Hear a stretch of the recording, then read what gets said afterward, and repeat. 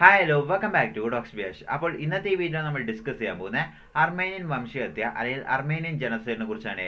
ഏകദേശം 15 ലക്ഷം ക്രിസ്ത്യൻസോളമാണ് ഈ ഒരു ജനോസൈഡിൽ കൊല്ലപ്പെട്ടത്. എങ്കിൽ പോലും ഇത്രയും വലിയൊരു സംഭവം 20-ാം നൂറ്റാണ്ടിന്റെ തുടക്കത്തിൽ ഉണ്ടായിട്ട് പോലും ആരും തന്നെ ഇതിനെക്കുറിച്ച് അധികം ഡിസ്കസ് ചെയ്യുന്നില്ല, അല്ലെങ്കിൽ മനഃപൂർവ്വം ഇതിനെ മറച്ചുകൊണ്ടിരിക്കുക. അപ്പോൾ നമ്മൾ ഇന്നത്തെ ഈ വീഡിയോയിൽ എന്താണ് യഥാർത്ഥത്തിൽ സംഭവിച്ചത്, എന്തുകൊണ്ടാണ് ഇത്രയും അധികം ക്രിസ്ത്യൻസിനെ കൊല്ലുന്നതും യൂറോപ്യൻ യൂണിയനും മറ്റ് രാജ്യങ്ങളൊന്നും തന്നെ ഇതിനെക്കുറിച്ച് ഡീറ്റെയിൽ ആയി ഡിസ്കസ് ചെയ്യാത്ത ഉള്ള കാര്യങ്ങളൊക്കെയാണ് നമ്മൾ ഇന്നത്തെ ഈ വീഡിയോ ഡീറ്റെയിൽ ആയി നോക്കാൻ പോകുന്നത്. വീഡിയോ ഇഷ്ടപ്പെടുകയാണെങ്കിൽ ലൈക്ക് ചെയ്യുക. ഇപ്പൊ വീഡിയോയിട്ട് കിടക്കാം. അപ്പോൾ അർമേനിയ എന്ന് പറയുന്ന ഈ ഒരു രാജ്യം വളരെ ഒരു ചെറിയ രാജ്യമാണ്. അതായത് ഇന്നത്തെ ടർക്കി, ഇറാൻ, അസർബൈജാൻ, ജോർജിയ ഈ രാജ്യങ്ങളുടെ എല്ലാം ബോർഡർ വരുന്ന ഒരു ചെറിയൊരു രാജ്യമാണ് അർമേനിയ എന്ന് പറയുന്ന ഈ ഒരു രാജ്യം. അപ്പോൾ അർമേനിയ എന്ന് പറയുന്ന ഈ ഒരു രാജ്യത്തിന്റെ ഹിസ്റ്ററി ചെക്ക് ചെയ്തതിനു ശേഷം എന്തുകൊണ്ടാണ് ഇത്രയും വലിയൊരു ജനോസൈഡ് സംഭവിച്ചത് എന്ന് നമുക്ക് നോക്കാം. അപ്പോൾ അർമേനിയ എന്ന് പറയുന്ന ഈ ഒരു സ്ഥലം 4000 വർഷങ്ങൾക്ക് മുമ്പ് തൊട്ടാണ് ഇതിന്റെ സിഗ്നിഫിക്കൻസ് ഉണ്ട് എന്ന് സയന്റിഫിക് എവിഡൻസുകൾ പലതും പറയുന്നുണ്ടെങ്കിലും ഏകദേശം 1500 വർഷങ്ങൾ തൊട്ടാണ് ക്ലിയർ ആയിട്ടും അർമേനിയനെ കുറിച്ച് കൃത്യമായിട്ട് ഇതിന്റെ സിവിലൈസേഷനെ കുറിച്ച് ഡീറ്റെയിൽ ആയിട്ടുള്ള എവിഡൻസുകൾ ഉള്ളത്. അതായത് 6-ാം നൂറ്റാണ്ടിൽ ഹയാസ അതുപോലെ തന്നെ ഉറാർട്ടു എന്ന് പറയുന്ന ഈ രണ്ട് രാജകുടുംബമായിരുന്നു ഇവിടെ കൂടുതലും ഭരിച്ചിരുന്നത് എന്നാണ് പറയുന്നത്. അപ്പോൾ ഹയാസ എന്ന് പറയുന്ന ഈ ഒരു രാജകുടുംബത്തിന്റെ ഭരണ സമയത്ത് ഇവിടെ കൂടുതലായിട്ടും മെറ്റൽ വർക്കിംഗ് അങ്ങനെയുള്ള വർക്കുകളെല്ലാം തന്നെ കലാപരമായ വർക്കുകളെല്ലാം തന്നെ കൂടുതലും ഉണ്ടായിരുന്നു എന്നാണ് പറയുന്നത്. പിന്നീട് ഈ ഉറാർട്ടു എന്ന് പറയുന്ന ഇദ്ദേഹത്തിന്റെ ഭരണ സമയത്ത് വന്നപ്പോൾ, അതായത് ഈ ഒരു രാജകുടുംബത്തിന്റെ കയ്യിൽ ഈ അർമേനിയ എന്ന് പറയുന്ന ഈ ഒരു സ്ഥലം കിട്ടിക്കഴിഞ്ഞപ്പോൾ ഇവർ കൂടുതലായിട്ടും അതായത് രാജകീയ കൊട്ടാരങ്ങളും അതുപോലെ തന്നെ ഫോസ്റ്റേഴ്സ് എല്ലാം തന്നെ ഇവർ ഉണ്ടാക്കാനും തുടങ്ങി. അതുപോലെ തന്നെ ഇവർ ഇറിഗേഷൻ ഇങ്ങനെയുള്ള കാര്യങ്ങളും കുറെ ഡെവലപ്പ് ചെയ്യാനും അതുപോലെ തന്നെ ഇവരുടേതായിട്ട് കുറെ ഹിസ്റ്ററികളും കൾച്ചറെല്ലാം തന്നെ ഈ ഉറാർട്ടു എന്ന് പറയുന്ന ഈ ഒരു രാജകുടുംബ സമയത്തിലാണ് കൂടുതലും ഉണ്ടായേ എന്നാണ് പറയുന്നത്. ഇതാണ് 6ാമത്തെ സെഞ്ചുറിയിൽ ഈ അർമേനിയ എന്ന് പറയുന്ന ഈ ഒരു രാജ്യത്തിനെ കുറിച്ച് കൂടുതലും പറയുന്നത്. 6ാമത്തെ സെഞ്ചുറി കഴിഞ്ഞ് കഴിഞ്ഞപ്പോൾ ഈ ഉറാർട്ടു എന്ന് പറയുന്ന ഈ ഒരു രാജകുടുംബം, ഈ ഉറാർട്ടു എന്ന് പറയുന്നത് ഒരു ടർക്കിഷ് വേർഡാണെന്നാണ് പറയുന്നത്. അപ്പോൾ ഈ ഉറാർട്ടു എന്ന് പറയുന്ന ഇവരുടെ അതായത് ആ രാജകുടുംബം മൊത്തം തകർന്നു പോവുകയും അതിനുശേഷം പിന്നീട് അതായത് പേർഷ്യൻസ്, റോമൻസ് അങ്ങനെയുള്ള സ്ഥലങ്ങളെല്ലാം ഭരിച്ചുകൊണ്ടിരുന്ന പല രാജകുടുംബങ്ങളും ഈ അർമേനിയ എന്ന് പറയുന്ന ഈ ഒരു സ്ഥലം മൊത്തം അവരുടെ കൺട്രോളിൽ കൊണ്ടുവരികയും പിന്നീട് അവർ തുടർന്ന് ഭരിക്കുകയും ചെയ്തിരുന്നു. പക്ഷേ ഇതിലെല്ലാം നോക്കുമ്പോഴും അതായത് ഈ അർമേനിയയിലെ ഈ ജനങ്ങളെല്ലാം തന്നെ അവരുടെ കൾച്ചർ പ്രിസേർവ് ചെയ്തിരുന്നു എന്നുള്ളതാണ് ഏറ്റവും ഹൈലൈറ്റ് ആയ പോയിന്റ്. അങ്ങനെ BC കാലഘട്ടങ്ങളെല്ലാം കഴിഞ്ഞ് AD-യിലോട്ട് വരുമ്പോൾ, അതായത് 301 AD 4ാമത്തെ സെഞ്ചുറിയുടെ തുടക്കത്തിലായി കഴിഞ്ഞപ്പോൾ ഇവിടെ ഭരിച്ചുകൊണ്ടിരുന്ന ട്രിനിഡ്രസ് III എന്ന് പറയുന്ന ഒരു രാജാവായിരുന്നു. അദ്ദേഹത്തിന്റെ ഭരണ സമയത്താണ് സെയിന്റ് ഗ്രിഗോറി എന്ന് പറയുന്ന അദ്ദേഹത്തിന്റെ സാന്നിധ്യത്തിൽ അതായത് ഈ ഒരു അർമേനിയ എന്ന് പറയുന്ന ഈ ഒരു സ്ഥലം മൊത്തം ഒരു ക്രിസ്ത്യൻ രാജ്യമായി ഡിക്ലെയർ ചെയ്യുന്നത്. അപ്പോൾ ചരിത്രത്തിൽ അതുപോലെ തന്നെ ഈ ലോകത്തുള്ളതിലെ ആദ്യത്തെ ഒരു രാജ്യം ക്രിസ്ത്യൻ രാജ്യമായി ഡിക്ലെയർ ചെയ്യുന്നതും ഇതേ അർമേനിയ എന്ന് പറയുന്ന ഈ ഒരു രാജ്യം തന്നെയാണ്. അപ്പോൾ ഇങ്ങനെ ക്രിസ്ത്യൻ രാജ്യമായി ഡിക്ലെയർ ചെയ്തതിനു ശേഷം പിന്നീട് വലിയ മാറ്റങ്ങളാണ് അർമേനിയയിൽ നമുക്ക് കാണാൻ സാധിച്ചത്. അതായത് അർമേനിയ എന്ന് പറയുന്ന രാജ്യത്തിന്റെ കൾച്ചർ അതുപോലെ തന്നെ അവരുടെ കലാ സാഹിത്യ മേഖലകളിലെല്ലാം തന്നെ വലിയ വലിയ ചേഞ്ചസ് ആണ് ഈ ഒരു ക്രിസ്ത്യൻ റിലീജിയൻ അവർ അഡോപ്റ്റ് ചെയ്തപ്പോൾ ഉണ്ടായേ എന്നാണ് പറയുന്നത്. അത് മാത്രമല്ല ഈ ഒരു കാലഘട്ടങ്ങളിൽ തന്നെയാണ് അവര് അവരുടേതായിട്ട് അതായത് അർമേനിയൻ ലാംഗ്വേജ്, അർമേനിയൻ അക്ഷരമാലകളെല്ലാം തന്നെ അവർ ഡെവലപ്പ് ചെയ്യാനെല്ലാം തുടങ്ങിയതും ഈ ഒരു കാലഘട്ടങ്ങൾ സമയത്തായിരുന്നു. അപ്പോൾ ഈ ഒരു സമയത്തായിരുന്നു ഈ ഒരു ക്രിസ്ത്യാനിറ്റി മൊത്തം ഈ അർമേനിയ എന്ന് പറയുന്ന ഈ ഒരു രാജ്യത്തോട്ട് ആദ്യമായി വരുന്നതും ഇവിടെ മൊത്തം സ്പ്രെഡ് ആവുന്നതും. പിന്നീടുള്ള കാലഘട്ടങ്ങൾ നമ്മൾ എടുത്തു നോക്കുകയാണെങ്കിൽ, അതായത് 4ാം നൂറ്റാണ്ട് തൊട്ട് 15ാം നൂറ്റാണ്ട് വരെ നമ്മൾ എടുത്തു നോക്കുകയാണെങ്കിൽ അതായത് ഈ അർമേനിയ എന്ന സ്ഥലം കൂടുതലായിട്ടും വൾണറബിൾ ആവുന്നത് നമുക്ക് കാണാൻ സാധിക്കും. അതായത് ഈ ഒരു സ്ഥലം കൂടുതലും വേദനിക്കുന്ന ആ ഒരു പീരീഡുകളിലാണ് ഈ ഒരു 4ാം സെഞ്ചുറി തൊട്ട് 15ാം സെഞ്ചുറി വരെ കടന്നുപോയേ എന്നാണ് പറയുന്നത്. ഇതിന്റെ കാരണം എന്താണെന്ന് വെച്ചാൽ അതായത് പലതരത്തിലുള്ള രാജാക്കന്മാർ ഈ അർമേനിയ എന്ന് പറഞ്ഞ ഈ ഒരു സ്ഥലം മൊത്തം അവരുടെ കൺട്രോളിൽ എടുക്കുകയായിരുന്നു. ഇതിൽ പേർഷ്യൻസ് ഉണ്ട്, റോമൻസ് ഉണ്ട്, അതുപോലെ തന്നെ അറബ്സ്, ടർക്സ് അങ്ങനെ പല രാജകുടുംബത്തിലുള്ള ആൾക്കാരും ഈ ഒരു അർമേനിയ എന്ന് പറയുന്ന ഈ ഒരു സ്ഥലം മൊത്തം അവരുടെ കൺട്രോളിൽ എടുക്കുകയും ചെയ്തിരുന്നു. അപ്പോൾ ഇതെല്ലാം എടുക്കുന്നതിന്റെ കാരണം എന്താണെന്ന് വെച്ചാൽ അർമേനിയ എന്ന് പറയുന്ന സ്ഥലം അത്രമാത്രം ഇമ്പോർട്ടന്റ് ആണ് എല്ലാ രാജകുടുംബത്തിനും. അത് എന്താണെന്നുള്ളത് നിങ്ങൾ വീഡിയോ കണ്ടു കഴിയുമ്പോൾ തന്നെ നിങ്ങൾക്ക് കൃത്യമായി മനസ്സിലാവും. അതിലോട്ടാണ് നമ്മൾ കടന്നു പോകുന്നത്. അങ്ങനെ 15ാമത്തെ സെഞ്ചുറി എത്തിക്കഴിഞ്ഞിരിക്കുന്നു. അപ്പോൾ 15 to 16 സെഞ്ചുറികൾ ഈ ഒരു സെഞ്ചുറി ആയി കഴിഞ്ഞപ്പോഴാണ് അതായത് ഈ അർമേനിയ എന്ന് പറയുന്ന ഈ ഒരു ജനതയ്ക്ക് ഏറ്റവും കൂടുതൽ ദുരിതം തുടങ്ങിയ ഒരു വർഷം എന്ന് തന്നെ പറയാം. അതായത് ഈ 15ാം നൂറ്റാണ്ടിലും 16ാം നൂറ്റാണ്ടിലുമാണ് അവരുടെ ദുരിതം സ്റ്റാർട്ടായ എന്നാണ് ഇന്നും അർമേനിയൻ ജനങ്ങൾ പറയുന്നത്. ഇതിന്റെ കാരണം എന്താണെന്ന് വെച്ചാൽ അതായത് 15ാം നൂറ്റാണ്ടിലും 16ാം നൂറ്റാണ്ടുകളിലാണ് ഈ അർമേനിയ എന്ന് പറയുന്ന ഈ ഒരു സ്ഥലം അതായത് ഓട്ടോമൻ സാമ്രാജ്യം മൊത്തമായിട്ടും ഇവർ പിടിച്ചെടുക്കുന്നത്. അതായത് ഈ 15ാം നൂറ്റാണ്ടുകളിലാണ് അതായത് ഓട്ടോമൻ സാമ്രാജ്യത്തിലുള്ള രാജാക്കന്മാരെല്ലാം തന്നെ ആദ്യമായിട്ട് ഇവിടെ വരികയും പിന്നീട് അർമേനിയ എന്ന് പറയുന്ന സ്ഥലം അവർ മെല്ലെ മെല്ലെ പിടിച്ചെടുക്കുകയും തുടങ്ങിയത്. അപ്പോൾ ആദ്യത്തെ സ്റ്റേജിൽ അർമേനിയ എന്ന് പറയുന്ന സ്ഥലം മൊത്തമായിട്ടും അവർക്ക് പിടിച്ചെടുക്കാൻ പറ്റിയില്ല. അവർ മെല്ലെ മെല്ലെയായിരുന്നു ഇത് പിടിച്ചെടുക്കാൻ തുടങ്ങിയത്. അങ്ങനെ 15ാം നൂറ്റാണ്ടിന്റെ പകുതി ആയി കഴിഞ്ഞപ്പോൾ തന്നെ എരിസ്രയും അതുപോലെ തന്നെ കാനിൻ എന്ന് പറയുന്ന 2 സിറ്റികൾ അവർ മെയിൻ ആയിട്ടും അവർ കീഴ്പ്പെടുത്താൻ പറ്റി. അതായത് അവരുടെ ഏറ്റവും വലിയൊരു വിജയമായി മാറി. അതായത് അർമേനിയയിലെ ഈ 2 വലിയ സിറ്റികളും അവരുടെ കൺട്രോളിലോട്ട് പോയി. അപ്പോൾ ഓട്ടോമൻ എംപയർ ആരായിരുന്നു എന്നുള്ളതെന്ന് വെച്ച് കഴിഞ്ഞാൽ അതായത് അവർ കൂടുതലായിട്ടും മുസ്ലിം ഐഡിയോളജി ഫോളോ ചെയ്തു വരുന്ന ഒരു രാജകുടുംബമായിരുന്നു ഈ ഓട്ടോമൻ എംപയർ എന്ന് പറയുന്ന ഇവര്. അപ്പോൾ ഇവരുടെ മെയിൻ ലക്ഷ്യം എന്താണെന്ന് വെച്ചാൽ അതായത് ഈ ലോകം മൊത്തം കീഴടക്കി അത് ഇസ്ലാം എന്ന് പറയുന്ന മതം കൂടുതലായിട്ട് സ്പ്രെഡ് ആക്കുക എന്നുള്ളൊരു ഐഡിയോളജിയും കൂടെ ഉള്ള ഒരു രാജകുടുംബമായിരുന്നു ഈ ഓട്ടോമൻ എംപയർ എന്ന് പറയുന്ന ഇവര്. അങ്ങനെ 1453 വർഷമാണ് കോൺസ്റ്റാന്റിനോപ്പിൾ എന്ന് പറയുന്ന ഈ ഒരു സ്ഥലം, അതായത് ഈ ഒരു സിറ്റിയും കൂടെ അവരുടെ കൈവശത്തോട്ട് വരുന്നത്. അപ്പോൾ ഇത് എന്താണെന്ന് വെച്ചാൽ ഓട്ടോമൻ രാജ്യത്തിന്റെ അതായത് ഓട്ടോമൻ സാമ്രാജ്യത്തിന്റെ ഏറ്റവും വലിയ വിജയമായിട്ടാണ് ഓട്ടോമൻ സാമ്രാജ്യം തന്നെ കണക്കിലാക്കിയത്. ഇതിന്റെ കാരണം എന്താണെന്ന് വെച്ചാൽ അതായത് ഈ കോൺസ്റ്റാന്റിനോപ്പിൾ എന്ന് പറയുന്ന ഈ ഒരു സിറ്റി വളരെയധികം ഇമ്പോർട്ടൻസ് നിറഞ്ഞ ഒരു സിറ്റിയാണ്.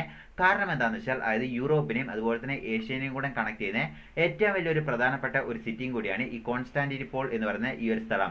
അത് മാത്രമല്ല ഈ ഒരു സ്ഥലം അതുവരെയും ഉണ്ടായിരുന്നത് അത് ക്രിസ്ത്യൻസ് ഡോമിനൻസ് ആയിരുന്നു ഈ ഒരു സ്ഥലം മൊത്തം ഉണ്ടായിരുന്നത്. അതുപോലെ തന്നെ റോമൻ എംപയറിന്റെ എല്ലാം തന്നെ കൂടുതലായിട്ടും അതായത് ആധിക്യം ഉണ്ടായിരുന്ന ഒരു സ്ഥലവും കൂടിയായിരുന്നു ഈ കോൺസ്റ്റാന്റിനോപ്പിൾ എന്ന് പറയുന്ന ഈ ഒരു സ്ഥലം. അപ്പോൾ ഈ ഒരു സ്ഥലം മൊത്തം ഓട്ടോമൻ എംപയറുടെ കൈവശം പോയി കഴിഞ്ഞപ്പോൾ അവർക്ക് കിട്ടിയ ഏറ്റവും വലിയ ബെനിഫിറ്റ്സ് എന്തൊക്കെയാണെന്ന് വെച്ചാൽ അതായത് യൂറോപ്പും ഏഷ്യയുമായിട്ടുള്ള ട്രേഡ് എല്ലാം തന്നെ അവർക്ക് എളുപ്പത്തിൽ തന്നെ കണക്ട് ചെയ്യാൻ പറ്റും. അതുപോലെ തന്നെ ബ്ലാക്ക് സീയുമായിട്ട് അവർക്ക് ഒരു ഡയറക്റ്റ് റിലേഷൻഷിപ്പ് വരിക. അതുപോലെ തന്നെ മെഡിറ്ററേനിയൻ സീ ഇങ്ങനെയുള്ള എല്ലാ ഭാഗങ്ങളുമായിട്ട് അവർക്ക് കണക്ട് ചെയ്യാൻ പറ്റി. ഇതുകൊണ്ട് എന്താണെന്ന് വെച്ചാൽ അതായത് ഈ ഓട്ടോമൻ എംപയർ അതുവരെ ഉണ്ടായിരുന്നേക്കാട്ടിലും കൂടുതൽ വളർച്ചയായിരുന്നു ആ ഒരു സമയത്ത് ഉണ്ടായിരുന്നത്. കാരണം അവർക്ക് ട്രേഡും മറ്റു കാര്യങ്ങളെല്ലാം തന്നെ പെട്ടെന്ന് വളർച്ചയായിരുന്നു ഉണ്ടായിരുന്നത്. അതായത് വലിയ 2 കോണ്ടിനെന്റുമായിട്ടുള്ള കണക്ഷൻ വരെ അവർക്ക് ഈ കോൺസ്റ്റാന്റിനോപ്പിൾ എന്ന് പറയുന്ന ഈ ഒരു സ്ഥലം മൊത്തം പിടിച്ചെടുത്തപ്പോൾ അവർക്ക് കിട്ടുകയായിരുന്നു ഉണ്ടായിരുന്നത്. അപ്പോൾ അത്രമാത്രം ഇമ്പോർട്ടൻസ് ഉള്ള ഈ ഒരു സ്ഥലം ഓട്ടോമൻ എംപയറുടെ കൈവശം കിട്ടിക്കഴിഞ്ഞപ്പോൾ അവിടെയുള്ള പല ചർച്ചസും അവർ മെല്ലെ മെല്ലെ ഇടിച്ചു കളയുകയും അതുപോലെ തന്നെ പല ചർച്ചസും അതിനെല്ലാം തന്നെ റീബിൽഡ് ചെയ്ത് അതായത് മുസ്ലിം പള്ളികളായി മാറ്റി എന്ന് പറയുന്ന ചരിത്രവുമുണ്ട്. അതിൽ ഏറ്റവും ശ്രദ്ധിക്കപ്പെടേണ്ട ചർച്ച ഏതാണെന്ന് വെച്ചാൽ അതായത് ഹാഗിയ സോഫിയ എന്ന് പറയുന്ന കത്തീഡ്രൽ ചർച്ച് ഇത് മൊത്തമായിട്ടും അതൊരു മുസ്ലിം പള്ളിയായി മാറ്റി. അങ്ങനെ ഇരിക്കുമ്പോഴാണ് അതായത് നമ്മൾ നേരത്തെ പറഞ്ഞല്ലോ ഓട്ടോമൻ എംപയറുടെ ഏറ്റവും വലിയ വിജയമായിട്ടും അവർ കരുതിയിരുന്നത് ഇത് തന്നെയാണ്. അതായത് ഈ കോൺസ്റ്റാന്റിനോപ്പിൾ എന്ന് പറയുന്ന ഈ ഒരു സ്ഥലം പിടിച്ചെടുത്തപ്പോഴാണ്. പിന്നീട് അവരെന്താ ചെയ്തതെന്ന് വെച്ചാൽ അതായത് അവരുടെ ക്യാപിറ്റൽ മുൻപുണ്ടായിരുന്ന ക്യാപിറ്റലിൽ നിന്ന് അവരത് മെല്ലെ മാറ്റുകയും അതുപോലെ തന്നെ ഈ കോൺസ്റ്റാന്റിനോപ്പിൾ എന്ന് പറയുന്ന ഈ ഒരു സ്ഥലത്തോട്ട് അവരുടെ പുതിയ ക്യാപിറ്റലായിട്ട് അവർ ഡിക്ലെയർ ചെയ്യുകയും ചെയ്തു. അപ്പോൾ ഈ ഒരു സ്ഥലം മൊത്തം കൺട്രോൾ എടുത്തതിന് ശേഷം അവർക്ക് പിന്നീടുള്ള കാര്യങ്ങളെല്ലാം വളരെ എളുപ്പമായി മാറി എന്നാണ് പറയുന്നത്. കാരണം എന്താണെന്ന് വെച്ചാൽ അതായത് ഈ ഒരു സ്ഥലത്തൂടെയായിരുന്നു ട്രേഡും മറ്റു കാര്യങ്ങളെല്ലാം തന്നെ അതായത് യൂറോപ്പിനെ വരെ കണക്ട് ചെയ്തുകൊണ്ടിരുന്നത്. അപ്പോൾ മറ്റു രാജ്യങ്ങളൊന്നും തന്നെ ഇതിൽ ഇന്റർഫിയർ ചെയ്യാൻ ഇല്ലാത്തതുകൊണ്ട് തന്നെ അവർ പെട്ടെന്ന് തന്നെ ഈ അർമേനിയ എന്ന് പറയുന്ന ഈ ഒരു സ്ഥലം മൊത്തം അവരുടെ കൺട്രോളിൽ എടുക്കുകയായിരുന്നു ഉണ്ടായിരുന്നത്. അപ്പോൾ അതുവരെ ഈ അർമേനിയ എന്ന് പറയുന്ന ഈ ഒരു സ്ഥലത്ത് ജീവിച്ചുകൊണ്ട് വന്നുകൊണ്ടിരുന്നത് അത് കൂടുതലും മെജോറിറ്റി ക്രിസ്ത്യൻസും അതുപോലെ തന്നെ ക്രിസ്ത്യൻ എന്ന് പറയുന്ന ഒരു ട്രൈബൽ മുസ്ലിം വിഭാഗങ്ങളുമായിരുന്നു ഇവിടെ കൂടുതലും ജീവിച്ചു വന്നുകൊണ്ടിരുന്നത്. അപ്പോൾ അതുവരെ അതായത് ഈ ഓട്ടോമൻ സാമ്രാജ്യം വരുന്നോടം വരെ അവിടെയുള്ള ജനങ്ങളെല്ലാം തന്നെ അങ്ങോട്ടും ഇങ്ങോട്ടും സൗഹൃദത്തോടു കൂടിയാണ് ജീവിച്ചുകൊണ്ട് വന്നുകൊണ്ടിരുന്നത്. അതായത് അവർക്ക് വലിയ ഡിഫറൻസ് ഒന്നുമില്ല. അതായത് അവർ ഒരു സഹകരണത്തോടു കൂടിയാണ് മുന്നോട്ട് പോയിക്കൊണ്ടിരുന്നത് എന്നാണ് അതായത് ഹിസ്റ്ററി എല്ലാം പറയുന്നത്. അപ്പോൾ ഓട്ടോമൻ സാമ്രാജ്യം ഇത് മൊത്തം അതായത് അർമേനിയനെ മൊത്തം അവരുടെ കൺട്രോൾ എടുത്തെങ്കിലും ആദ്യം അവർ ഈ മില്ലറ്റ് സിസ്റ്റം എന്ന് പറയുന്ന ആ ഒരു സിസ്റ്റം ആയിരുന്നു ഫോളോ ചെയ്ത് വന്നിരുന്നത് എന്നാണ് പറയുന്നത്. അപ്പോൾ ഈ മില്ലറ്റ് സിസ്റ്റം എന്താണെന്ന് വെച്ചാൽ അതായത് ഇവിടുത്തെ ഭരണം മൊത്തം ഓട്ടോമൻ സാമ്രാജ്യമായിരിക്കും. പക്ഷേ അവിടെയുള്ള ജനങ്ങൾ അതായത് ഈ അർമേനിയയിലെ ക്രിസ്ത്യൻസ് ആൾക്കാർക്കെല്ലാം തന്നെ അവരുടെ മാരേജ്, റിലീജിയൻ, ട്രഡീഷൻ ഇങ്ങനെയുള്ള കാര്യങ്ങൾക്കെല്ലാം തന്നെ അവർക്ക് സ്വന്തമായിട്ടുള്ള തീരുമാനങ്ങൾ വേണമെങ്കിൽ എടുക്കാം. അതുപോലെ തന്നെ അവർക്ക് ഇതിലെന്തെങ്കിലും അതായത് ഈ മാരേജ്, ട്രഡീഷൻ ഇങ്ങനെയുള്ള കാര്യത്തിൽ എന്തെങ്കിലും അതായത് ഡൗട്ടോ മറ്റു കാര്യങ്ങളോ ഒക്കെ ഉണ്ടെങ്കിൽ അതായത് പൊതുസഭ പോലെ വിളിക്കാം. അതുപോലെ തന്നെ അവരുടെ ചർച്ചിലോ അങ്ങനെ കാര്യങ്ങളിൽ ഈവൻ കോർട്ട് പോലെ വേണമെങ്കിലും അവർക്ക് ഫംഗ്ഷൻ ചെയ്യാം ഉള്ള രീതിയിലായിരുന്നു ഈ മില്ലറ്റ് സിസ്റ്റം ഫോളോ ചെയ്ത് വന്നുകൊണ്ടിരുന്നത്. അപ്പോൾ ഓട്ടോമൻ സാമ്രാജ്യം അതായത് ഈ മില്ലറ്റ് സിസ്റ്റം ആണ് ഫോളോ ചെയ്ത് വന്നിരുന്നെങ്കിലും അതായത് അപ്പോഴും ഈ അർമേനിയയിലെ ഈ ക്രിസ്ത്യൻ വിഭാഗം ആൾക്കാർ കൂടുതലും അതായത് ദുരിതങ്ങൾ അനുഭവിച്ചിരുന്നു എന്നാണ് പറയുന്നത്. ഇതിന്റെ കാരണം എന്താണെന്ന് വെച്ചാൽ അതായത് ഈ ഓട്ടോമൻ സാമ്രാജ്യത്തിന്റെ മെയിൻ എയിം എന്താണെന്ന് നമ്മൾ നേരത്തെ പറഞ്ഞു. അതായത് കൂടുതലായിട്ടും ഇസ്ലാം എന്ന് പറയുന്ന ആ ഒരു മതം ഈ ലോകം മൊത്തം സ്പ്രെഡ് ആക്കുക എന്നുള്ളൊരു ഐഡിയോളജിയും കൂടെയുള്ള ഒരു സാമ്രാജ്യമായിരുന്നു ഈ ഓട്ടോമൻ സാമ്രാജ്യം. അപ്പോൾ ഇവരിങ്ങനെ പിടിച്ചെടുത്തു കഴിഞ്ഞപ്പോൾ ഇവരെന്താ ചെയ്തതെന്ന് വെച്ചാൽ അതായത് കൂടുതലായിട്ടും മുസ്ലിം നിയമങ്ങളായിരുന്നു ഇവിടെ ഇമ്പോസ് ചെയ്യാൻ ശ്രമിച്ചുകൊണ്ടിരുന്നത്. അതിൽ ഏറ്റവും ശ്രദ്ധിക്കേണ്ട എന്താണെന്ന് വെച്ചാൽ അതായത് മുസ്ലിം അല്ലാതെ മറ്റു മതങ്ങൾ ആരെങ്കിലും ഇവിടെ താമസിക്കുന്നില്ലെങ്കിൽ അവർക്ക് കൂടുതലായിട്ടും ടാക്സ് അടയ്ക്കേണ്ടതായിട്ട് വരും എന്നാണ് പറയുന്നത്. അപ്പോൾ ഇത് ജിസിയ എന്ന് പറയുന്ന ആ ഒരു നിയമപ്രകാരമാണ് പറയുന്നത്. അതായത് മുസ്ലിം അല്ലാതെ മറ്റു മത ആൾക്കാരെല്ലാം തന്നെ ജിസിയ നിയമപ്രകാരം അത് കൂടുതലായിട്ടും ടാക്സ് അടയ്ക്കണം എന്ന് പറയുന്ന ഒരു ടാക്സ് ഇമ്പോസ് ചെയ്യുന്നു. അതുപോലെ തന്നെ ഈ അതായത് അർമേനിയ എന്ന് പറയുന്ന ജനങ്ങളുടെ നമ്മൾ ഹിസ്റ്ററി എടുത്ത് നോക്കുകയാണെങ്കിൽ അവരതിൽ റിച്ച് കൾച്ചറും അതുപോലെ തന്നെ ട്രേഡും മറ്റു കാര്യത്തിലെല്ലാം തന്നെ അവർ കൂടുതലും വളർന്നു വരുന്ന ഒരു ജനതയും കൂടിയായിരുന്നു. അതായത് മറ്റു രാജ്യത്തിനെല്ലാം കമ്പയർ ചെയ്യുമ്പോൾ അർമേനിയയിലെ ജനങ്ങളെല്ലാം തന്നെ ട്രേഡിലും മറ്റു കാര്യത്തിലെല്ലാം തന്നെ നല്ല വികസനമായിരുന്നു അവർക്ക് ഉണ്ടായിരുന്നത്. ഇതുകൊണ്ട് എന്താ സംഭവിച്ചത് എന്ന് വെച്ചാൽ അതായത് ആ ഒരു കാര്യത്തിൽ അതായത് ട്രേഡ് ചെയ്യായിരിക്കും, മെർച്ചന്റ് ചെയ്യായിരിക്കും, അങ്ങനെയുള്ള എന്ത് കാര്യങ്ങൾ ചെയ്യുകയാണെങ്കിലും അതിലും കൂടുതലായിട്ടും ടാക്സ് അവരുടെ കയ്യിൽ നിന്ന് ഈടാക്കി. അതുപോലെ തന്നെ അവരെ ഫോഴ്സ് ലേബർ ചെയ്യിച്ചു. അതായത് ഈ ഓട്ടോമൻ സാമ്രാജ്യത്തിന്റെ കീഴിൽ അതായത് ഈ അർമേനിയയിലെ ക്രിസ്ത്യൻസിനെല്ലാം തന്നെ കൂടുതലായിട്ട് ഫോഴ്സ് ലേബർ ആയിരുന്നു ചെയ്തത്. അതായത് ഒരു അടിമപ്പണിക്കാരായിട്ട് അവരെ ട്രീറ്റ് ചെയ്തു. അതുപോലെ തന്നെ അതായത് ചില പ്രൊഫഷൻസ് അതായത് ഈ മിലിറ്ററി, ഗവൺമെന്റ് പൊസിഷൻ ഇങ്ങനെയുള്ള പൊസിഷനിലൊന്നും തന്നെ അതായത് മുസ്ലിം അല്ലാത്ത മറ്റു വിഭാഗത്തിലുള്ള ആൾക്കാർക്കൊന്നും തന്നെ പാർട്ടിസിപ്പേറ്റ് ചെയ്യാൻ പാടില്ല. ഇങ്ങനെ പല നിയമങ്ങളും കൊണ്ടുവന്നു. അപ്പോൾ നമ്മൾ പറഞ്ഞല്ലോ അർമേനിയ എന്ന് പറയുന്ന രാജ്യം അതായത് 15ാം നൂറ്റാണ്ടിലാണ് ഈ ഓട്ടോമൻ സാമ്രാജ്യം കീഴ്പ്പെടുത്തുന്നത്. പക്ഷേ അതുവരെ ഉണ്ടായിരുന്നത് അതായത് മെജോറിറ്റി ആൾക്കാരും മുസ്ലിംസ് അല്ലായിരുന്നു, ക്രിസ്ത്യൻസ് ആൾക്കാരായിരുന്നു ഉണ്ടായിരുന്നത്. അതിൽ കുർഡിഷ് എന്ന് പറയുന്ന ഒരു ട്രൈബൽ വിഭാഗം മുസ്ലിംസ് മാത്രമായിരുന്നു ഉണ്ടായിരുന്നത്. പക്ഷേ ഈ ഓട്ടോമൻ സാമ്രാജ്യം മൊത്തം അവരുടെ കൺട്രോൾ എടുത്തു കഴിഞ്ഞപ്പോൾ ഈ ഓട്ടോമൻ സാമ്രാജ്യം മൊത്തമായിട്ടും അതായത് കൂടുതലായിട്ടും മുസ്ലിം താമസിച്ചു വരുന്ന ഒരു സാമ്രാജ്യമായിരുന്നു. അപ്പോൾ ഇതുകൊണ്ട് എന്തായെന്ന് വെച്ചാൽ അതായത് ഓട്ടോമൻ സാമ്രാജ്യത്തിന്റെ ഒരു മൈനോറിറ്റി വിഭാഗമായി മാറിയിരിക്കുന്നു. അതായത് ഈ അർമേനിയ എന്ന് പറയുന്ന ഈ ഒരു സ്ഥലത്തുള്ള ക്രിസ്ത്യൻ വിഭാഗം ആൾക്കാർ, അത് മെജോറിറ്റി മുസ്ലിം ഉള്ള രാജ്യത്തിന്റെ ഒരു മൈനോറിറ്റി ജനങ്ങളായി മാറി ഈ അർമേനിയയിലെ ക്രിസ്ത്യൻസ്. അപ്പോൾ ഇങ്ങനെയുള്ള ടാക്സ് എല്ലാം തന്നെ ഇവരുടെ കയ്യിൽ നിന്ന് വാങ്ങിയെങ്കിലും ഇവർക്കൊരു അതായത് ഒരു ഇളവ് കൊടുത്തു. അതെന്താണെന്ന് വെച്ചാൽ അതായത് നിങ്ങൾ അതായത് ക്രിസ്ത്യൻ ആയതുകൊണ്ടാണ് ഞങ്ങൾ ഇത്രയും ടാക്സ് വാങ്ങുന്നത്. പക്ഷെ നിങ്ങൾ ആ ഒരു മതം വിട്ടിട്ട് മുസ്ലിമിലോട്ട് ചേരുകയാണെങ്കിൽ നിങ്ങൾക്ക് ഈ ടാക്സ് ഒന്നും തന്നെ അടയ്ക്കേണ്ട ആവശ്യമില്ല. അതുപോലെ തന്നെ അതായത് ഈ ക്രിസ്ത്യൻ ആൾക്കാരെ അതായത് രണ്ടാം തര സിറ്റിസനെ പോലെയാണ് കൂടുതലും കണ്ടിരുന്നത് എന്നാണ് പറയുന്നത്. അതെല്ലാം മാറ്റി നിങ്ങൾക്കും അതായത് ഫസ്റ്റ് ക്ലാസ് സിറ്റിസൺഷിപ്പ് എല്ലാം തന്നെ കിട്ടും എന്ന് പറയുന്ന ഒരു വാഗ്ദാനം ഈ ഓട്ടോമൻ സാമ്രാജ്യത്തിന്റെ ഭാഗത്ത് നിന്ന് ലഭ്യമാകുന്നു. പക്ഷെ എന്താണെന്ന് വെച്ചാൽ അതായത് ഈ അർമേനിയയിലെ ജനങ്ങളെല്ലാം തന്നെ കൂടുതലും അതായത് അവിടെ പല ഭരണമാറ്റങ്ങൾ വന്നെങ്കിലും അവർ ആ ക്രിസ്ത്യൻ ഐഡന്റിറ്റി വിടാൻ ഒരിക്കലും തയ്യാറായിരുന്നില്ല. അതുപോലെ തന്നെ ഇത്തവണയും അവർ അത് വിടാൻ തയ്യാറായില്ല.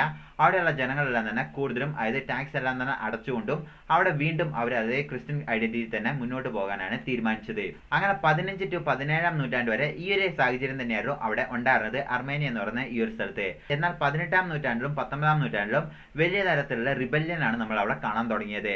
അതായത് ഈ അർമേനിയ എന്ന് പറയുന്ന ഈ ഒരു സ്ഥലത്ത് തന്നെ കൂടുതലായിട്ടും നാഷണലിസ്റ്റ് മൂവ്മെന്റ് എല്ലാം വരുന്നു. അതായത് ദേശീയവാദികളെല്ലാം ഉയർന്നു വരുന്നു. അപ്പോൾ ഇവർ വിചാരിക്കുന്നു അതായത് നമ്മുടെ സ്വന്തം രാജ്യമാണ് അർമേനിയ എന്ന് പറയുന്ന സ്ഥലം, എന്തുകൊണ്ട് നമ്മൾ ഇവർക്ക് അതായത് ഈ ഓട്ടോമൻ സാമ്രാജ്യത്തിന് ഇത്രയധികം ടാക്സ് കൊടുക്കേണ്ടതായി വരുന്നു, അതുപോലെ തന്നെ നമ്മൾ എന്ത് ചെയ്യുകയാണെങ്കിലും ഈ ഒരു സ്ലേവറി അനുഭവിക്കേണ്ട ഇങ്ങനെയുള്ള ചിന്താഗതികൾ കൂടുതലായിട്ടും ഉയർന്നു വരുന്ന ഒരു സാഹചര്യമാണ് 18ാം നൂറ്റാണ്ടിലും അതുപോലെ തന്നെ 19ാം നൂറ്റാണ്ടിന്റെ തുടക്കകാലത്തെല്ലാം നമ്മൾ കണ്ടിരുന്നത്. അപ്പോൾ അങ്ങനെ മെല്ലെ മെല്ലെ വളർന്നു വന്നുകൊണ്ടിരുന്നപ്പോൾ ഈ ഓട്ടോമൻ സാമ്രാജ്യം വിചാരിക്കുന്നു അതേ രീതിയിൽ ഇനി നമ്മൾ മുന്നോട്ട് പോവുകയാണെങ്കിൽ ചിലപ്പോൾ നമ്മുടെ ഭരണം തന്നെ കൈവിടേണ്ടി വരും. അതുകൊണ്ട് ചെറിയൊരു അതായത് റിലാക്സേഷനും അതുപോലെ തന്നെ ലിബറലൈസേഷൻ എല്ലാം കൊണ്ടുവരാം എന്ന് വിചാരിച്ചുകൊണ്ട് അപ്പോൾ ഭരിച്ചുകൊണ്ടിരുന്ന ഓട്ടോമൻ സാമ്രാജ്യത്തിലുള്ള അതായത് നേതാക്കളെല്ലാം തന്നെ തൻസിമാറ്റ് പരിഷ്കാരങ്ങൾ കൊണ്ടുവരുന്നു. അപ്പോൾ ഈ പരിഷ്കാരങ്ങൾ എന്തിനാ കൊണ്ടുവരുന്നത് എന്ന് വെച്ചാൽ അതായത് മോഡേണൈസേഷൻ. അപ്പോൾ ആ ഒരു രീതിയിൽ അതായത് 19ാം സെഞ്ചുറിയെല്ലാം നമ്മൾ എടുത്തു നോക്കുകയാണെങ്കിൽ യൂറോപ്പ് തുടങ്ങിയ മറ്റു രാജ്യങ്ങളെല്ലാം തന്നെ കൂടുതലായിട്ടും ഇൻഡസ്ട്രിയൽ റവല്യൂഷനും അങ്ങനെയുള്ള കാര്യങ്ങളെല്ലാം വന്ന ഒരു സാഹചര്യം കൂടിയായിരുന്നു ഈ 19ാം നൂറ്റാണ്ട്. അപ്പോൾ ഇതുകൊണ്ട് എന്താണെന്ന് വെച്ചാൽ അതായത് എന്തുകൊണ്ടും നമ്മൾ അതായത് കൂടുതലായിട്ടും മോഡേണൈസ് തിങ്ക് ചെയ്തില്ലെങ്കിൽ നമ്മുടെ കയ്യിൽ നിന്ന് ഈ ഒരു കൈവശം എല്ലാം പോകും എന്ന് വിചാരിച്ചുകൊണ്ട് ഇവർ മെല്ലെ മെല്ലെ മോഡേണൈസേഷനിലോട്ട് മാറുകയാണ് ഈ ഓട്ടോമൻ സാമ്രാജ്യത്തിലുള്ള രാജാക്കന്മാരെല്ലാം തന്നെ. അങ്ങനെ ഇവരും മെല്ലെ മെല്ലെ മാറുന്ന ആ ഒരു സാഹചര്യത്തിലാണ് ഇവർ ഈ തൻസിമാറ്റ് പരിഷ്കാരങ്ങൾ കൊണ്ടുവരുന്നത്.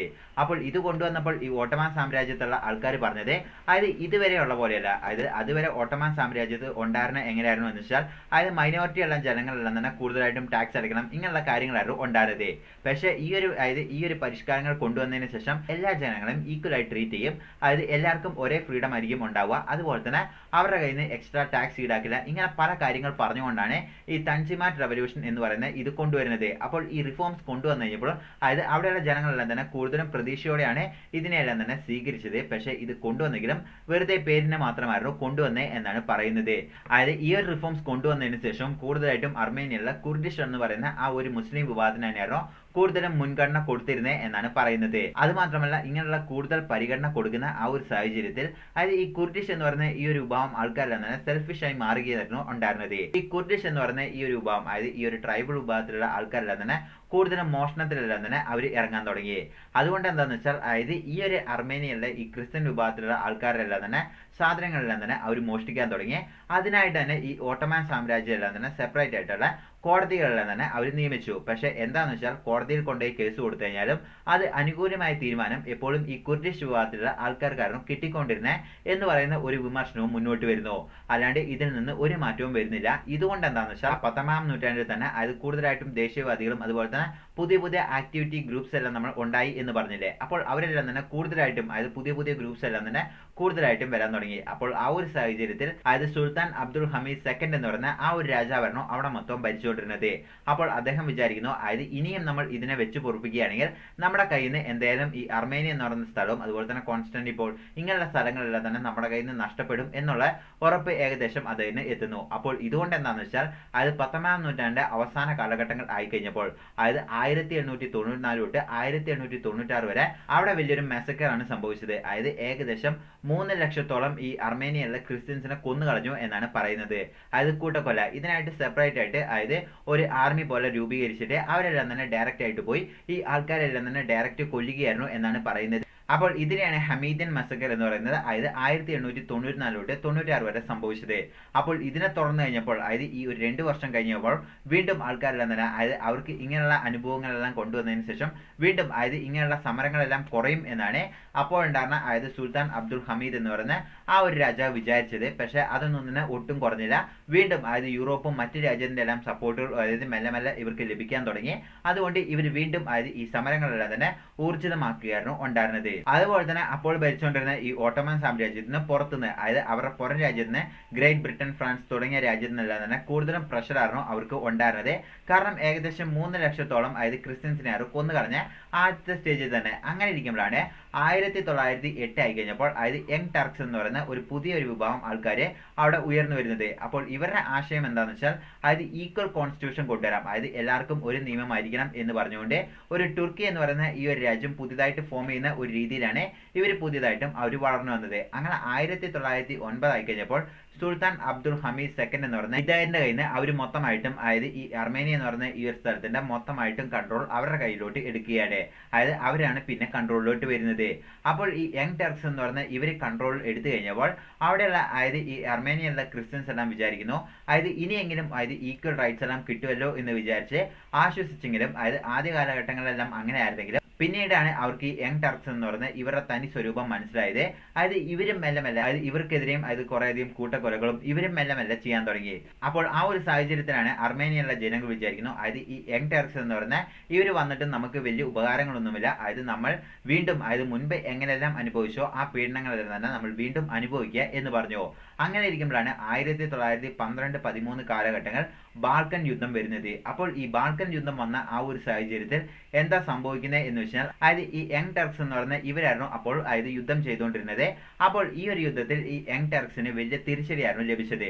അപ്പോൾ ഇങ്ങനെയുള്ള തിരിച്ചടി കിട്ടിക്കഴിഞ്ഞപ്പോൾ ഇവരെന്താ വിചാരിച്ചതെന്ന് വെച്ചാൽ അതായത് അവിടെയുള്ള മുസ്ലിം അതായത് കുർഡിഷ് വിഭാഗം ആൾക്കാരോട് പറഞ്ഞ് വിശ്വസിപ്പിക്കുകയാണ് അതായത് നമ്മുടെ നാട്ടിൽ അതായത് മറ്റു വിഭാഗത്തിലുള്ള ആൾക്കാരുള്ളതുകൊണ്ടും അതുപോലെ തന്നെ ഈ അർമേനിയൻ ക്രിസ്ത്യൻസ് ഉള്ളതുകൊണ്ട് തന്നെയാണ് നമ്മൾ ഈ യുദ്ധത്തിൽ തോറ്റത്. ഇവരെ എന്ന് ഈ രാജ്യത്ത് നിന്ന് വിട്ട് നമ്മൾ നീക്കുന്നോ അന്നോ നമുക്ക് ഇങ്ങനെയുള്ള യുദ്ധങ്ങളിലെല്ലാം ജയിക്കാൻ പറ്റുള്ളൂ എന്ന് പറയുന്ന ഒരു വിനോദം ഈ ക്രിസ്ത്യൻ കമ്മ്യൂണിറ്റിക്കെതിരെ അവിടെയുള്ള മുസ്ലിം ആൾക്കാരുടെ ഇടയ്ക്ക് ഇവർ വിതയ്ക്കുകയാണ്. അത് മാത്രമല്ല ആ ഒരു ബാൾക്കൻ യുദ്ധത്തിൽ ഉണ്ടായിരുന്ന സോൾജേഴ്സിനെ എല്ലാം തന്നെ അതായത് അതുവരെ ഈ യങ് ടർക്സ് എന്ന് പറയുന്ന ആ ഒരു മിലിറ്ററിയിൽ ഉണ്ടായിരുന്ന അതായത് സോൾജേഴ്സിനെ മറ്റ് ആൾക്കാരെല്ലാം തന്നെ അതിൽ നിന്ന് റിലീസ് ആയി സെപ്പറേറ്റ് ആയിട്ട് കോൺസെൻട്രേഷൻ ക്യാമ്പുകളിലോട്ട് മാറ്റുന്നു. അവിടെ അവരെ അടിമ പണിക്കാരാക്കുകയും അതുപോലെ തന്നെ അവരെന്തെങ്കിലും തിരിച്ചു പറയുകയാണെങ്കിൽ അവരെ കൊന്നുകളയുകയും ആയിരുന്നു ചെയ്തുകൊണ്ടിരുന്നത്. അപ്പോൾ ഇങ്ങനെയും കുറേയധികം ആൾക്കാരെ ഈ ഒരു അതായത് യങ് ടർക്സ് എന്ന് പറയുന്ന ഇവർ കൊന്നുകളയുകയായിരുന്നു ഉണ്ടായിരുന്നത്. അങ്ങനെ ഇരിക്കുമ്പോഴാണ് 1914 അതായത് വേൾഡ് വാർ 1 വരുന്നത്, അതായത് 1ാം ലോക മഹായുദ്ധം. അപ്പോൾ ഇതിലെന്താണെന്ന് വെച്ചാൽ അതായത് ഇവർ ജർമ്മനിയുടെ സൈഡിൽ അതായത് സെൻട്രൽ പവറിലാണ് ജോയിൻ ചെയ്തത്. പക്ഷേ സെൻട്രൽ പവറിൽ ജോയിൻ ചെയ്യുമ്പോൾ അതായത് ഇവരിവിടെ അതായത് റഷ്യയിലും കുറേയധികം അതായത് റഷ്യ എന്ന് പറയുന്ന രാജ്യം അപ്പോൾ കൂടുതലും ക്രിസ്ത്യൻ മെജോറിറ്റി ഉള്ള രാജ്യമായിരുന്നു. അതുപോലെ തന്നെ അർമേനിയയിലും കുറേ ക്രിസ്ത്യൻസ് ഉണ്ട്. അപ്പോൾ ഇത് അതായത് യുദ്ധത്തിന് പോകുന്നതിന് മുമ്പ് തന്നെ ഈ യങ് ടർക്സ് എന്ന് പറയുന്നത് ഇവർ വിശ്വസിക്കുകയാണ് അതായത് ഇവർ എന്തായാലും റഷ്യനെ സപ്പോർട്ട് ചെയ്യുള്ളൂ. എങ്കിൽ പോലും ഇവർ അതായത് ഇവർക്കെതിരെ അതായത് ഇവർക്ക് അനുകൂലമായുള്ള യുദ്ധത്തിന് വേണ്ടി വിളിക്കുകയാണ്. പക്ഷേ അതിൽ കുറേയധികം അർമേനിയൻ ജനങ്ങൾ പങ്കെടുത്തില്ല എന്നാണ് പറയുന്നത്. അങ്ങനെ 1ാം ലോക മഹായുദ്ധത്തിലും ഈ യങ് ടർക്സ് എന്ന് പറയുന്ന ഇവർ പോയിട്ട് വീണ്ടും തോൽക്കുകയായിരുന്നു സംഭവിച്ചത്. അപ്പോൾ ഇത് വളരെയധികം അതായത് ഈ യങ് ടർക്സ് എന്ന് പറയുന്ന ഇവർക്ക് കൂടുതലായിട്ടും ദേഷ്യം വരാനും അതുപോലെ തന്നെ ഇവര് അതായത് ഈ യുദ്ധത്തിൽ തോറ്റതിന്റെ എല്ലാ കാരണങ്ങളും ഈ അർമേനിയയിലെ ഈ ക്രിസ്ത്യൻസ് കാരണമാണ്. അതായത് ഇവര് നമ്മളെ മര്യാദയ്ക്ക് സപ്പോർട്ട് ചെയ്തില്ല, ഇവര് കാരണമാണ്, അതായത് ഇവർ നമുക്കെതിരെ തന്നെ തിരിഞ്ഞോ, ഇങ്ങനെയുള്ള കാരണങ്ങൾ പറഞ്ഞുകൊണ്ട് അതായത് പ്രോപ്പർ എവിഡൻസ് ഒന്നും ഇല്ലാതെയാണ് ഈ യങ് ടർക്സ് എന്ന് പറഞ്ഞ ഇങ്ങനെയുള്ള അലിഗേഷൻസ് എല്ലാം തന്നെ ഇവർക്കെതിരെ വെക്കുകയും അതുപോലെ തന്നെ ഇങ്ങനെയുള്ള വിമർശനങ്ങളെല്ലാം വന്ന് ഇവരെ നാട് കടത്താം എന്ന് പറയുന്ന ഒരു പ്ലാനിലോട്ട് എത്തുന്നത്. അങ്ങനെ 1915 ആയി കഴിഞ്ഞപ്പോൾ തന്നെ ആ ഒരു ഏപ്രിൽ സമയമായി കഴിഞ്ഞപ്പോൾ തന്നെ ഇവരെല്ലാം തന്നെ ഡീപ്പോർട്ട് ചെയ്യാൻ വേണ്ടി ഉള്ള തീരുമാനം എടുക്കുകയാണ്. അതായത് ഒരു ദിവസം പെട്ടെന്ന് ഈ യങ് ടർക്സ് എന്ന് പറയുന്ന ഇവരുടെ ആർമി എന്താ ചെയ്തതെന്ന് വെച്ചാൽ ഡയറക്റ്റ് ആയിട്ട് അതായത് നിങ്ങളുടെ കയ്യിലുള്ള സാധനങ്ങളെല്ലാം എടുത്തോ, നിങ്ങളെ ഡീപ്പോർട്ട് ചെയ്യാൻ പോവുക എന്ന് പറഞ്ഞുകൊണ്ട് അങ്ങനെ അവരുടെ സ്വത്ത്, കട, അങ്ങനെയുള്ള എല്ലാ സാഹചര്യങ്ങളും വിട്ടെറിഞ്ഞ് അവരവരെ ഡീപ്പോർട്ട് ചെയ്യുകയായിരുന്നു. അതായത് അതുവരെ ഉണ്ടായിരുന്ന അവർ ഉണ്ടാക്കിയ സ്വത്ത് എല്ലാം തന്നെ അവിടെയുള്ള ഗവൺമെന്റ് ലേലത്തിന് വിടുകയും അതുപോലെ തന്നെ ഈ അർമേനിയ എന്ന് പറയുന്ന സ്ഥലത്ത് തന്നെ കൂടുതലായിട്ടും അതായത് മുസ്ലിം ഹോസ്റ്റേജസിനെല്ലാം തന്നെ ഇവർ കൊണ്ടുവന്ന് അവിടെ താമസിപ്പിച്ചുകൊണ്ടിരുന്നു. അപ്പോൾ അവർക്കെല്ലാം തന്നെ ഇവരുടെ സ്വത്തെല്ലാം തന്നെ വീതിച്ചു കൊടുക്കുമായിരുന്നു എന്നും പറയുന്നുണ്ട്. അങ്ങനെ 1915-16 കാലഘട്ടങ്ങളായി കഴിഞ്ഞപ്പോൾ ഇവരെ ആ സിറിയയിലോട്ട് ഇവരെ നടത്തിക്കൊണ്ടുപോകും, അതായത് ഒരു ഡെത്ത് മാർച്ച് പോലെ. അപ്പോൾ ഇങ്ങനെ നടത്തിച്ചു കൊണ്ടുപോകുമ്പോഴും ഇവരൊരു ഓഫർ കൊടുത്തു, അതായത് നിങ്ങൾ ഇസ്ലാമിലോട്ട് മാറുകയാണെങ്കിൽ നിങ്ങൾക്ക് ഇതിലോട്ട് പോകണ്ട, നിങ്ങൾക്ക് ഈ അർമേനിയ എന്ന് പറയുന്ന സ്ഥലത്ത് തന്നെ നിങ്ങൾക്ക് ടാക്സ് അടയ്ക്കാതെ എങ്ങനെ ഇവിടെയുള്ള മറ്റ് സിറ്റീസിനല്ല, അതായത് ഫസ്റ്റ് ക്ലാസ് സിറ്റീസിനുണ്ടോ അതേപോലെ തന്നെ നിങ്ങൾക്ക് ജീവിക്കാം, പക്ഷെ നിങ്ങൾ അത് മാറാൻ തയ്യാറായിരിക്കും, നിങ്ങൾ ഇങ്ങനെ പോകണം എന്ന് പറഞ്ഞ്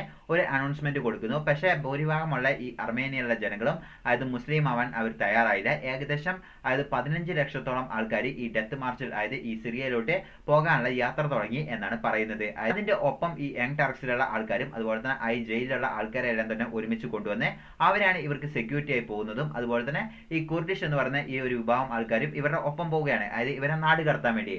അപ്പോൾ ഇങ്ങനെ നാട് കടത്താൻ വേണ്ടി പോകുമ്പോൾ ഈ വഴിയിൽ വെച്ച് അവിടെയുള്ള അതായത് കുട്ടികളെയും അതുപോലെ തന്നെ അമ്മമാരെയും അങ്ങനെയുള്ള എല്ലാവരെയും പീഡിപ്പിക്കുന്നു, അതായത് ഈവൻ ആൺകുട്ടികളെ വരെ പീഡിപ്പിക്കുന്നു എന്നാണ് പറയുന്നത്.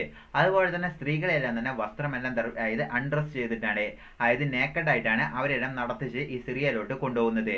അപ്പോൾ സിറിയയിലോട്ട് കൊണ്ടുപോകുന്ന ഈ ഒരു അതായത് വലിയ വലിയ മരുഭൂമിയിലൂടെയാണ് ഇവർ യാത്ര ചെയ്യുന്നത്. അപ്പോൾ ഇങ്ങനെ ഡ്രസ്സൊന്നും ഇല്ലാതെ പോകുന്നതുകൊണ്ട് തന്നെ അത് പല സ്ഥലങ്ങളിൽ എത്തുമ്പോൾ അതായത് ലക്ഷക്കണക്കിന് ആൾക്കാർ അവിടെ മരിച്ചു വീഴുകയായിരുന്നു. അതായത് ഇവർ പോയ ആ സ്ഥലങ്ങളിലെല്ലാം തന്നെ അതായത് എല്ലും തോലുകളും കൊണ്ട് കുറേയധികം സ്ഥലങ്ങൾ കാണാമായിരുന്നു എന്ന് പറയുന്ന ഒരു റിപ്പോർട്ടുകളും ഉണ്ട്. ഇതുകൂടാതെ അതായത് നിങ്ങൾക്ക് ഇനിയും അതായത് മുസ്ലിം ആവാൻ തയ്യാറായില്ല എന്ന് പറഞ്ഞുകൊണ്ട് കുറേയധികം അർമേനിയയിലുള്ള സ്ത്രീകളെല്ലാം തന്നെ നേക്കഡ് ആയിട്ട് അവിടെ കുരിശിൽ തറയ്ക്കുകയും ചെയ്തു. അപ്പോൾ ഈ കുർഡിഷ് വിഭാഗമുള്ള ആൾക്കാരും ഇവരുടെ ഒപ്പം അക്കമ്പനി ചെയ്തു എന്ന് പറഞ്ഞല്ലോ. അപ്പോൾ ഈ വിഭാഗം ആൾക്കാരും അവിടെയുള്ള സോൾജേഴ്സും ക്രിമിനൽസും എല്ലാം കൂടെ എന്താ ചെയ്തത് എന്ന് വെച്ചാൽ അതായത് സ്വന്തം അമ്മമാരുടെ മുന്നിൽ വെച്ച് സ്വന്തം മക്കളെയും അതുപോലെ തന്നെ അതായത് മക്കളെ എല്ലാം പീഡിപ്പിക്കുന്നതുകൊണ്ട് തന്നെ അമ്മമാരെന്താ ചെയ്തതെന്ന് വെച്ചാൽ അതായത് മക്കളെ അതായത് സ്വന്തമായിട്ട് വിട്ടതിന് ശേഷം അവരതിന് വഴങ്ങിയായിരുന്നു. അതായത് പുറം ലോകം കേൾക്കാൻ പറ്റാത്ത അത്രമാത്രം ക്രൂരതയായിരുന്നു ഈ അർമേനിയയിലെ ഈ ക്രിസ്ത്യൻ വിഭാഗം ആൾക്കാരെ നേരിട്ടെ എന്നാണ് പറയുന്നത്. എങ്കിൽ പോലും അവർ മുസ്ലിം ആവാൻ തയ്യാറായില്ല. എന്നാലും ഒരു ചെറിയൊരു പോർഷൻ ആൾക്കാരെ ഇവരെ അവിടെ അതായത് പിടിച്ചു നിർത്തുകയും അതുപോലെ തന്നെ കുറെ ആൾക്കാരെ അതായത് ചെറിയൊരു വിഭാഗം ആൾക്കാരെ അതായത് മുസ്ലിം ആവാൻ തയ്യാറാക്കുകയും അവരെ എന്താ ചെയ്തതെന്ന് വെച്ചാൽ അതായത് ഇവരുടെ അടിമപ്പണിക്കാരാക്കുകയും അതുപോലെ തന്നെ വീട്ടിലെ വേലക്കാരികളും അതുപോലെ തന്നെ കുറേയധികം ആൾക്കാരെ അതായത് അവിടെയുള്ള ആൾക്കാരെല്ലാം തന്നെ വിവാഹം ചെയ്യുകയും ചെയ്തു. അങ്ങനെ അവരെല്ലാം തന്നെ മുസ്ലിമിലോട്ട് കൺവേർട്ട് ചെയ്യായിരുന്നു ഉണ്ടായിരുന്നത്. ബാക്കി ഏകദേശം അതായത് 15 ലക്ഷത്തോളം ആൾക്കാരും ഈ സിറിയയിലോട്ട് ഇങ്ങനെ ഡെത്ത് മാർച്ച് ചെയ്യുകയായിരുന്നു ഉണ്ടായിരുന്നത്. അങ്ങനെ അവർ സിറിയയിലോട്ട് എത്തുന്ന ആ ഒരു രീതിയിൽ അതായത് വെള്ളവും ഭക്ഷണവും ഒന്നുമില്ല, പക്ഷെ വഴിക്ക് എവിടുന്നേലും ആരെയെല്ലാം വെള്ളം കൊടുത്തു കഴിഞ്ഞാൽ പോലും അവർ വേണ്ട എന്ന് പറയുന്ന ഒരു സാഹചര്യം വരെ ഉണ്ടായിരുന്നു എന്നാണ് പറയുന്നത്. കാരണം എന്താണെന്ന് വെച്ചാൽ അതായത് ഡെയിലി ഇവരെ പീഡിപ്പിച്ചുകൊണ്ടൊക്കെയാണ് പോകുന്നത്. അപ്പോൾ ഈ ഒരു സാഹചര്യത്തിൽ അതായത് എത്രയും പെട്ടെന്ന് താങ്കൾ മരിക്കുകയാണെങ്കിൽ അത്രയും നല്ലത് എന്നുള്ള ഒരു സാഹചര്യത്തിൽ അവർ ആ ഒരു രീതിയിലോട്ട് വഴങ്ങിയെത്തുന്നു. അങ്ങനെ സിറിയയിലോട്ട് എത്തുമ്പോൾ തന്നെ ഏകദേശം 15 ലക്ഷത്തോളം ആൾക്കാരാണ് മരണപ്പെട്ടെ എന്നാണ് പറയുന്നത്. അവിടെ എത്തിക്കഴിഞ്ഞിട്ടും അത് കോൺസെൻട്രേഷൻ ക്യാമ്പുകളിലൊക്കെ ആയിരുന്നു. അപ്പോൾ അതിലും അതായത് അതിൽ സർവേ ആയത് വളരെ ചുരുക്കം ആൾക്കാർ മാത്രമേ ഉള്ളൂ. അപ്പോൾ അങ്ങനെ ഒരു സാഹചര്യത്തിൽ അതായത് 90% അതായത് അർമേനിയയിലെ ക്രിസ്ത്യൻസിനെയും അവിടുന്ന് നാട് കടത്തുന്നു. അങ്ങനെ നാട് കടത്തി കഴിഞ്ഞ് കഴിഞ്ഞപ്പോൾ ഏകദേശം 90% ആൾക്കാരും ഇല്ലാതെ മുസ്ലിം മാത്രമായി അതായത് മുസ്ലിം മെജോറിറ്റിയായി മാറിയിരിക്കുന്നു ഇപ്പോൾ അർമേനിയ എന്ന് പറയുന്ന സ്ഥലം. അങ്ങനെയാണ് അതിനെ റിപ്പബ്ലിക് ഓഫ് ടർക്കി എന്ന് പറയുന്ന ആ ഒരു രാജ്യമായി ഡിക്ലെയർ ചെയ്യുന്നതും. ബാക്കി ഉണ്ടായിരുന്ന 10% അതായത് 90% പോയി ബാക്കി ഉണ്ടായിരുന്ന 10% അവിടെ വെച്ച് റേപ്പ് ചെയ്യുകയും അതുപോലെ തന്നെ അവിടെ അതായത് അവരുടെ ഭാര്യമാരാക്കുകയും അതുപോലെ തന്നെ അവിടെയുള്ള അതായത് അവരുടെ സെക്സ് വർക്കറും അതുപോലെ തന്നെ കുറേയധികം ആൾക്കാർക്ക് അടിമപ്പണിക്കാരും അതുപോലെ തന്നെ വീട്ടുവേലക്കാരികളൊക്കെ ആക്കി മാറ്റുകയായിരുന്നു ഉണ്ടായിരുന്നത് എന്നാണ് പറയുന്നത്. അതായത് ബൈഡൻ പ്രസിഡന്റ് ആയതിനു ശേഷം ഈ ഒരു ജനോസൈഡിനെ അവർ അംഗീകരിക്കുകയും ചെയ്തു. അതായത് ബ്രസീൽ, അർജന്റീന അങ്ങനെയുള്ള പല രാജ്യങ്ങളും ഇത് ഓൾറെഡി അംഗീകരിച്ചതാണ്, ഇതൊരു ജനോസൈഡാണ്. അപ്പോൾ ഇതെല്ലാം അംഗീകരിക്കുമ്പോൾ തുർക്കി എന്ന് പറയുന്ന രാജ്യം അതായത് ഇത് അംഗീകരിക്കുന്നില്ല. ഇത് അർമേനിയ എന്ന് പറഞ്ഞ ഈ ഒരു ജനോസൈഡിൽ നമ്മൾ തുടക്കം തൊട്ട് അവസാനം വരെ ഇതാണ് സംഭവിച്ചത്. എന്തെങ്കിലും കാര്യങ്ങൾ നിങ്ങൾക്ക് മിസ്റ്റേക്ക് ആയി തോന്നി എന്നുണ്ടെങ്കിൽ കമന്റ് ബോക്സിൽ മെൻഷൻ ചെയ്യുക. അതല്ലാതെ നമ്മൾ റിപ്ലൈ ചെയ്യുന്നതായിരിക്കും. See you next video.